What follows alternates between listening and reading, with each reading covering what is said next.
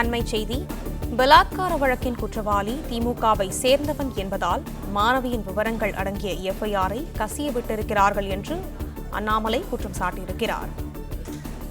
இதை பற்றின மேலும் விவரங்களை எமது செய்தியாளர் ராஜகுமரன் வழங்க கேட்கலாம். ராஜகுமரன், வணக்கம். விவரங்கள் என்ன பகிரலாம்?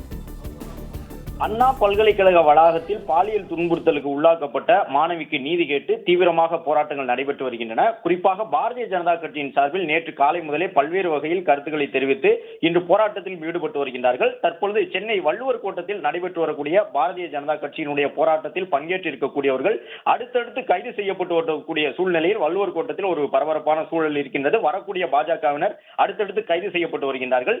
இந்த நிலையில் தான் தற்பொழுது பாஜக மாநில தலைவர் அண்ணாமலை இந்த முக்கியமான கேள்வியினை எழுப்பியிருக்கின்றார். வழக்கமாக ஒரு பாலியல் வன்புணர்வு போன்ற வழக்குகளில் சிக்கக்கூடிய குற்றவாளிகள், அதில் பாதிக்கப்பட்டவர்கள் குறித்த விவரங்களை வெளியில் தெரிவிக்க கூடாது என்பது சட்ட நடைமுறை.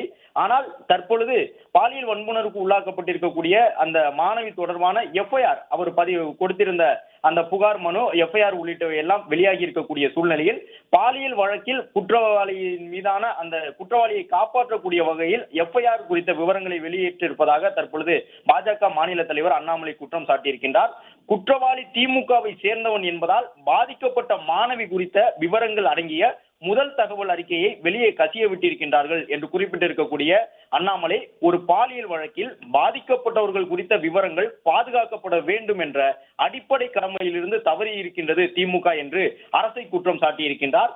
இது தனிமனித உரிமைகளுக்கு எதிரானது மட்டுமின்றி சட்டவிரோத செயல்பாடும் ஆகும் என்று குறிப்பிட்டிருக்கக்கூடிய அவர், இந்த எஃப்ஐஆர் வெளியில் கசிந்ததற்கு முதலமைச்சரே முழு பொறுப்பேற்க வேண்டும் என்றும் தற்பொழுது அண்ணாமலை தெரிவித்திருக்கின்றார். திமுகவை சேர்ந்த பாலியல் குற்றவாளியை பாதுகாக்க இத்தனை கீழ்த்தரமான மனசாட்சியற்ற செயல்பாடுகளில் ஈடுபட்டிருக்கக்கூடிய திமுக அரசையும் காவல்துறைக்கு பொறுப்பான முதலமைச்சர் ஸ்டாலினையும் தான் வன்மையாக கண்டிப்பதாக குறிப்பிட்டிருக்கக்கூடிய அண்ணாமலை, பெண்களுக்கு பாதுகாப்பில்லாத மாநிலமாக தமிழகத்தை மாற்றி இருப்பதற்கு வெட்கப்படுங்கள் ஸ்டாலின் என்று முதலமைச்சரை நோக்கி கடும் குற்றச்சாட்டுகளை முன்வைத்திருக்கின்றார். அது மட்டுமல்லாமல் அண்ணா பல்கலைக்கழக மாணவி திமுக நிர்வாகிகளால் பாலியல் தாக்குதலுக்கு உள்ளானதை கண்டித்து போராட்டம் நடத்த சென்ற முன்னாள் ஆளுநர் தமிழிசை சவுந்தரராஜன், பாஜகவின் மாநில துணைத் தலைவர் கருநாகராஜன் மற்றும் பாஜகவின் நிர்வாகிகளை வலுக்கட்டாயமாக கைது செய்திருப்பது கண்டிக்கத்தக்கது என்றும் அண்ணாமலை தன்னுடைய பதிவிலே சுட்டிக்காட்டியிருக்கின்றார்.